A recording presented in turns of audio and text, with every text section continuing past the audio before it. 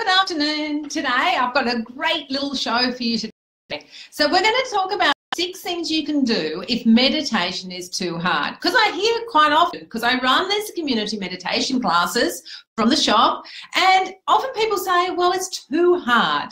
So I thought I'd come up with 6 things that you can do if you're putting the time aside that you can do if it's just getting too hard for you. So we know meditation is fantastic. We've got clinical trials saying that meditation helps. We've got the psychologist on side. We've got the doctors on side, counsellors, gastroenterologists, oncologists, neurologists. They're all saying meditation helps. So the next step is to get that meditation happening regularly in your life. But it can be hard, and I understand that. And then, has this happened to you? When you sit down to meditate and you put aside the time to meditate, you're sitting there, you've got your pose, your back straight, and there you are, and you're starting to do the shopping list. Or you're planning what you're going to wear on Saturday night. Or then I'm wondering what the kids are up to, or trying to plan dinner, or thinking of some of those work challenges. Actually, you probably should be doing some of that work that you've got building up in the background. So it becomes very hard to meditate. And then you think, oh, look, I'm wasting time. I could be doing something else. So I wanted to give you some really quick and easy guidelines, because this is what the show is all about, giving you health cheats, giving you quick things to do that you can help you do to help your health. So the first thing to do is to put the time aside, but I'll just give you 3 hints to start off with, so that you can get yourself set up for success, because I want you to succeed at this, because we know it's going to help you. So my 3 hints for success is, my first hint is to start by moving your body.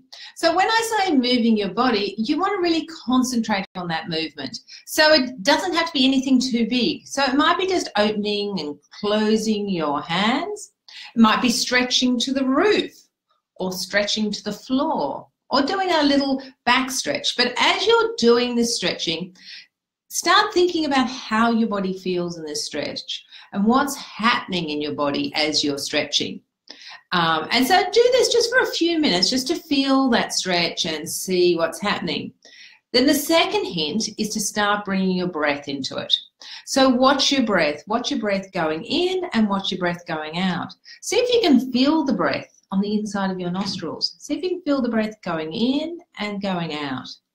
Then you might like to find a really comfortable place to sit. So sit with your spine upright, but make sure that you're really comfortable. You can be sitting in a chair, you can be sitting on the floor, you can be leaning against a wall. So find somewhere really comfortable to sit and start relaxing your body. So I always like starting from my head and going down to my toes. So I visualize my head relaxing, my shoulders relaxing, letting that relaxation feeling going down my arms, down my body, into my legs, and all the way to the tips of my toes. So I'm setting myself up for success. I've done some stretching, I've done some breathing, and I'm starting to relax my body. So then what? Your mind's still busy. There's still things happening. You're still planning on what's happening around you. So rather than sort of keeping on trying to meditate when your mind's too busy, I want to give you 6 things to do instead. And it'll help you get to a stage where you can sit down and meditate. So my first thing is to fill my body with love and compassion. So again, I usually start from the head and go down to my toes, or you can do it the other way around.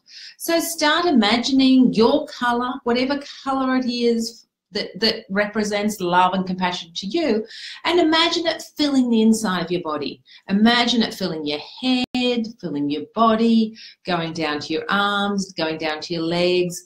Feel what it feels like. Now, what does that love and compassion feel like? What textures come out of that? And what colors and what sounds? And really imagine your body is just full of love and compassion. And then you know what I like to do? I love to even extend it further. So I create a bubble around my body in this love and compassion and keep on extending it out until it can be as big as the world, this whole feeling of love and compassion. And feeling at one with everybody in the world, and feeling that love and compassion filling your body and visualizing that. and really concentrating on how it feels and what it feels. And it's just a beautiful feeling, and it's a really easy exercise to do. So a great place to start when you're starting to find the spaces. Like, meditation is all about finding the spaces, and that's a great way to start creating space inside your body. As you turn your attention inwards and creating that space, that's what it's all about. So my first exercise for you is to fill your body with love and compassion. My second exercise is gratitude. So I like to make it a little bit of a challenge for myself. So I like to think of 3 things I'm grateful for, 3 things that have happened just recently. And I like to think of them, and I like to think of them specifically. So I might be grateful for a food that I've eaten, and I might be grateful for some message that somebody sent me, or some really nice email, or a picture that I've seen, or something that's happened in my life just recently that I can say I'm grateful for. And then I like to say it out loud inside my head, I am grateful for. So I'll think for a few moments. I'll come out with between 3 and 5 things that I'm specifically grateful for. And then I'll move on. So I'll move on to maybe my workplace, and I'll think of 3 to 5 things that I'm really grateful for in my workplace. So it might be something that's happened within the team. It might be something that I've achieved. It might be something that the team's achieved, or it might be an interaction I've had at work. Whatever it is, I say out loud in my head, I am grateful for, and I move on. And the third thing is I always come back to myself, and I like to find things about myself that I'm grateful for. And there's always something. Like, you're a bit confronted to begin with, but I can always find something that I'm grateful for. So an interaction I've had done with something I've created, the way I look, my new hairdo. It might be something that I've achieved, one of my personal goals. So I like to come back to myself and think of 3 things that I'm really grateful for myself. And so I say out loud, I'm really grateful for, and fill in the blank. I'm really grateful for that great recipe that I cooked yesterday, and everybody said they loved it. So I'm saying these things inside my head. So I create a little gratefulness practice inside my head. So that's my second exercise. So already I've filled myself with love and compassion. I've created about 9 things, or maybe more, that I'm really specifically grateful for. My third exercise is forgiveness. So forgiveness is a skill like any others. And we know if we practice forgiveness, it helps us to get to a calmer state. Gratefulness, the scientists, the positive psychologists will say it'll help you to be happier. And forgiveness, the scientists will tell you it'll help you to be calmer in everyday life. So I want both of those things. So yes, they're both on my schedule. So yes, I'm looking for forgiveness. So I'm not going to start, it's a skill, so I don't want to start off with something really hard. So I'm not going to start off with my arch enemy. I'm going to start off with somebody that bit me in the traffic. I don't even know who they are. Or I might start off with a misunderstanding I had with somebody I know. Like, I'm not going to start off with really tricky things. I'm going to bring up a picture of that person, and out loud in my head, I'm going to say, I forgive you. And then I'm going to imagine that person saying back to me, I forgive you. As I say that, the negative charge around that whole incident, I just let it go. It's not forgetting. So I'm not forgetting who that person is. I'm just releasing the negative charge so that I can feel better. It's all about me. It's all about me. Meditation is all about me, creating more space inside me, getting rid of things that don't need to stay there. So I've got more space for myself. So forgiveness is a great exercise, and I usually like to do it once or twice and go with the flow. Whatever comes up, go with it. There's no right or wrong. It's just an exercise. But the idea is to remove those negative charges around so that I can create more space. All these exercises create more space inside, so that when you turn your attention inwards, there's spaces that you can find. As you go through these exercises, it's all about letting the stories go. So you might find something else comes into your mind, that shopping list comes back, just let it go and come back to the next exercise, and just keep on practicing letting those stories go until you find that you can create that space inside you all by yourself. And you'll find sometimes it's easier, sometimes it's harder. Nothing's better. It's not right or wrong, or it's not yes or no. It's just the experience that you have that day. Okay, so we've done 3 exercises. We've done love and compassion. We've done gratefulness, and we've done forgiving. The 4th one is I like to create a vision for the future. So I know that whatever I plan in a year, I usually overestimate what I can do in a year. But I usually underestimate what I can do in 3 years. So I sort of create a vision somewhere out there, probably closer to 3 years than 1 year. And I just choose one aspect of my life. So it might be where I want my business in 3 years. It might be where I want my children to be in 3 years. It might be something that I want about myself in 3 years, like what career I'm going to be doing, or what particular fitness goal I have in 3 years. So I create a picture, I make sure that I'm in the picture, and I start building that picture. So I look around, work out where I am, who's with me in the picture, what the feelings are in that picture, what the textures are, the colours, the sounds, and I try and really pep that up. I try and make it as real as I possibly can. And I create that vision. I keep on creating that vision until it's crystal clear. I'll often breathe some energy on it, so to really energize that picture. And when I've really created it and when I'm really happy with that picture is when I let it go.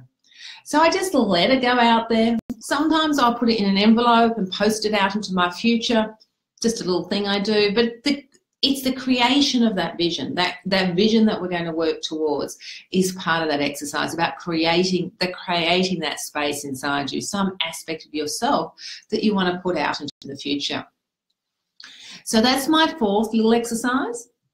My 5th exercise is creating my perfect day.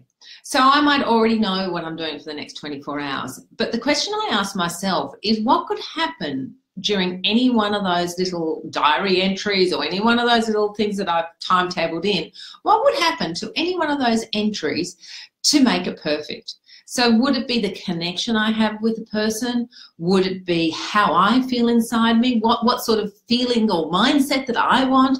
But what will make that time perfect for me? And I try and sort of run through them in my head in a quick sort of way so that, and I'm looking for little triggers to make it perfect, not like how am I going to do it or what am I going to do. And I try not to let the stories come in. The stories I let go and just trying to create it so it's perfect, to make it real, so that when I go and it actually happens, it's like it's happening for the second time, and I've already created the feelings around it and the outcomes around it and what I really want. And I really notice a difference. So I'm going to encourage you to do that too. So with all these exercises, you don't have to do them every time you meditate. You might only do one. You might do all of them. You might like 3 of them. You might do different things each day. But the idea is to start building on these exercises and start putting it into your meditation time. So when there's times where you find it really hard to find the spaces within you and there's just too many stories, you've got 6 extra exercises or 6 extra skills that you can put in. So the last one I want to share with you is a blessing. And this is, I've never really thought about this before, but this is my favorite out of them all. So I think of who my higher God is. So it doesn't have to be the same person each day. It can be a different person, but it's either a religious figure or someone you admire or somebody that you model or somebody around you that you would like to be blessed from. So I create this person in my mind. I let them create the blessing for me, and then I imagine them delivering that blessing back to me. And I'll challenge you to this, but it's an absolutely amazing feeling when you feel like you're being blessed by somebody you admire. And so I receive this blessing and then I send it back. Why not? And it's a really lovely, peaceful feeling to actually feel how it feels, because we don't get recognized a lot. And it's lovely to be recognized and lovely to be blessed. So it's something that I really try and do every day just to get that it's a really beautiful feeling right into your core. So that's my 6 exercise that you can do if meditation is too hard on any particular time at any particular day. Start practicing these exercises, see how you go. You might favour some over another. You don't even need to be in meditation for these exercises. You can do them anytime at any place, anytime that you're waiting for something. It's fantastic to put these little exercises in. And I've also got one extra thing that I'd like to share with you, and I've actually just shared it on Facebook, but it's a yogic practice. It's a yogic breathing practice, and it's called Nadi Shodhana. And it's got to do, and you'll see the video and you'll see what to do with your fingers, but it's really good practice and it helps clear your head as well. So it's another thing that you can do if you're trying to find the spaces for meditation. So I've really put it out there today to really sort of try and get meditation into your life easily and effortlessly. But I'm here to help. I do community yoga 3 times a week in Mossman. So if you're ever around and just want to pop in and do a group meditation, it doesn't matter if you've never meditated before, it doesn't matter if you meditate every day, if you're the highest monk or the lowest low or whatever, who's never had any experience at all, it doesn't matter. Pop into the pharmacy about 5 to 12 so that we can all get comfortable and ready to just do a half-hour guided meditation. You'll probably recognize some of these skills I've talked about because I often use them as part of my meditation. You don't need to book, and it's 3 times a week on Monday, Thursday and Friday at 12 o'clock. But there's one extra thing. I'm doing it again this Saturday. So if you're around this Saturday and feel like guided meditation, 12 o'clock, come down to the pharmacy and we'll all do it together. But if you're not around, you've got all these clues and all these hints and all these exercises to do it for yourself. So thanks for joining me today, and I hope to see you next Wednesday at 12 o'clock for our next health cheat. So my name's Rosemary Manners, and I'm an integrative pharmacist here to help you on your health journey. See you next week.